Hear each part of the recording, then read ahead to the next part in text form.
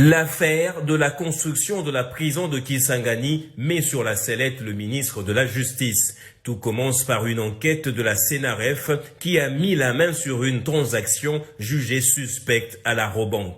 Le versement de près de 19 millions de dollars dans un compte créé la veille même. Il s'agit du compte de l'entreprise Zion Construction, celle qui a gagné de gré à gré le marché de construction de la nouvelle prison de Kisangani.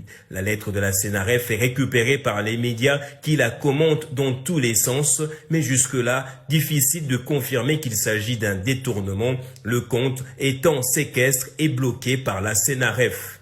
Dans sa réplique, le ministre de la Justice affirme avoir demandé que l'on crée le compte de Zion Construction dans le livre de la Robank où se trouve le donneur d'ordre dans le but d'éviter de supporter des frais bancaires élevés. Mais les détracteurs du garde des Sceaux lui reprochent trois autres choses. D'abord, l'opportunité d'un tel projet qui va coûter à la République près de 29 millions de dollars alors que plusieurs urgences se présentent à lui, la passation des marchés de gré à gré et la qualification même des Zion Construction, une entreprise qui n'a aucune expérience dans la construction de prisons.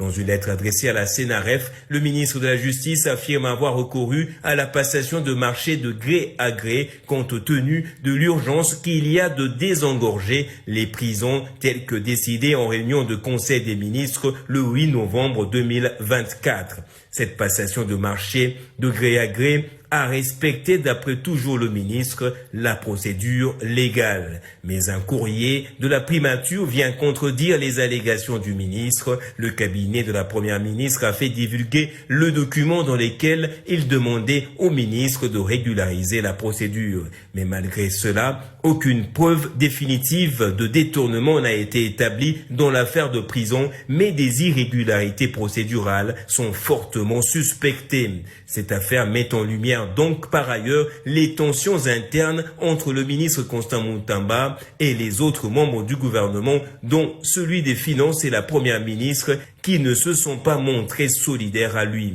Mais en attendant le rapport final de la CNRF, Constant Mutamba a fauté pour n'avoir pas été transparent et pour avoir manqué de rigueur dans la passation du marché, ce qui alimente les accusations de détournement.